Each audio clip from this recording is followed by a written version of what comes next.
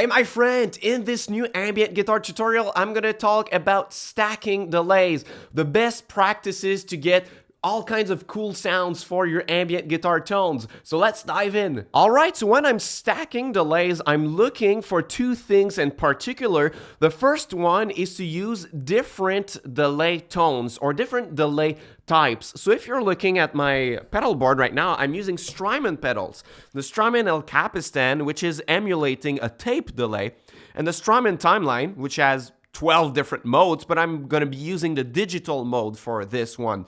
So if you can use a tape and a digital or analog and digital, it's going to complement they're going to complement each other very well and fill up the sonic spectrum a lot more. But it doesn't have necessarily to be like two different types as long as you can have different tones. So one should be darker and one should be brighter. Some people use more delay pedals, like 3 or 4 pedals to stack, but I think that 2 is enough and you can do a lot with 2.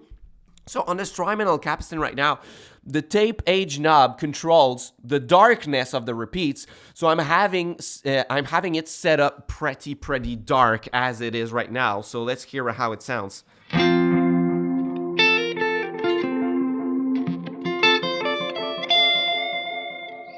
So pretty dark repeats, and if I'm showing you what I have on my digital delay on the Strymon Timeline, it's going to be a lot brighter.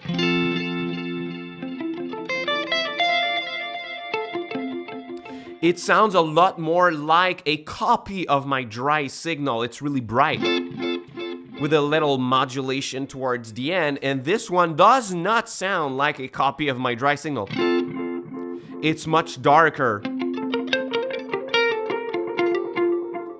So I think it works a lot better when you have two delays that sound really different when you want to stack them, because you're gonna get a little bit of both tones on it. But the most important, the second thing I'm looking for is to have different timings on your delay pedal, because the goal of stacking delay pedals to get more ambient is not to have timings that are set up in fractions or in multiples. Like, don't be an engineer and think, okay, the first one needs to be 1/4 and the other 1/8 or something like this, because it's not going to add much to the ambience of your delays. So if I play both at the same time, as they are set up right now, it's not adding much.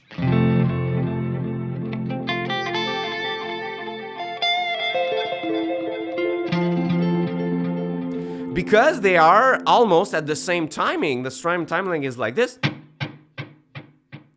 and the Strymon El Capistan is like this.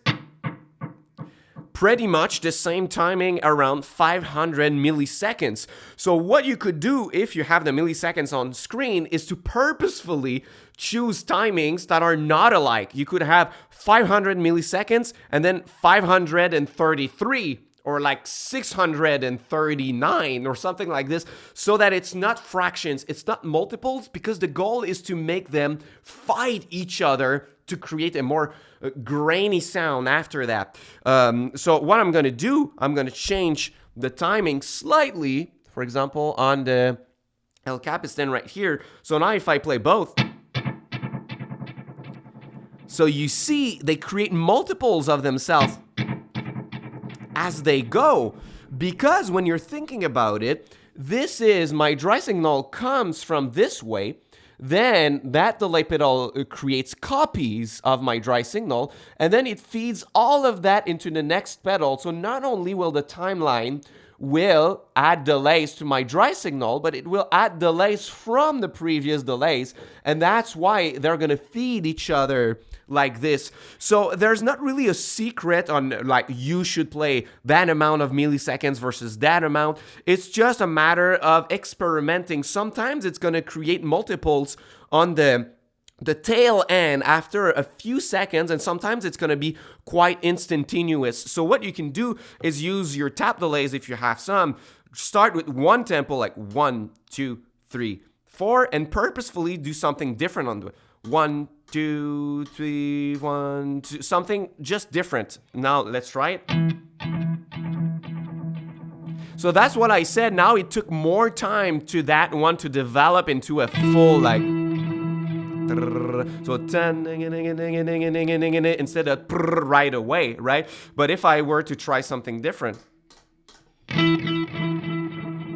so now it's a little bit earlier like this, and sometimes you're gonna find really cool sounds. What I like to do is to have a shorter timing on the first one and longer timing on the second one. It's gonna give you more space to use your volume pedal and have something that's gonna ring for a really long time and sound really even. Because what you don't want when you play ambient guitar swells is to hear the repeats. You want like an even sound right here. And especially if you add reverb to wash it down.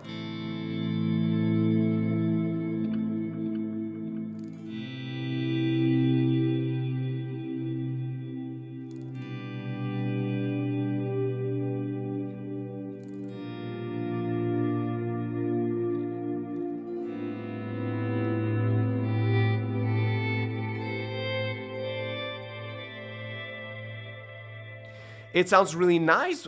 Or if you want to use it just playing by yourself, maybe you could back off on the mix a little bit.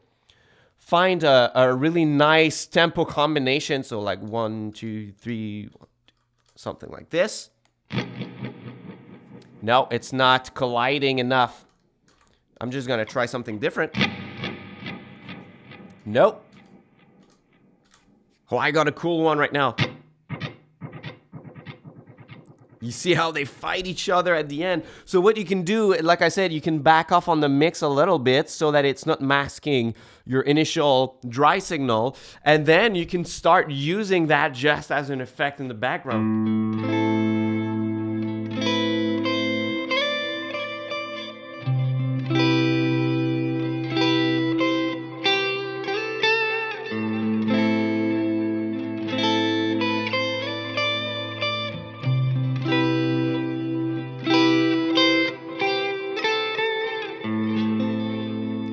So it actually really complements what I was saying in the last lesson, in lesson number 2. If you haven't watched it, you can watch it on the upper card, where we create an ambient wash underneath what you're playing. So that's another way to do it, to have 2 delay pedals fighting each other and create that wash. So if I add reverb to that, it's gonna sound even better.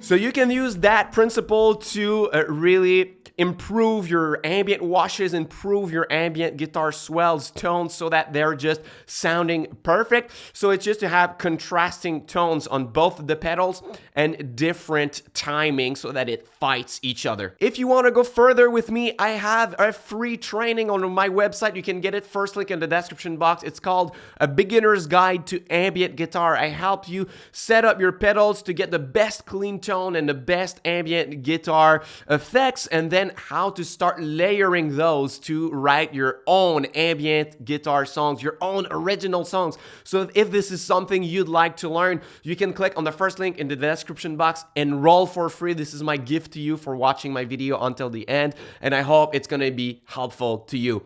Until next time, au revoir.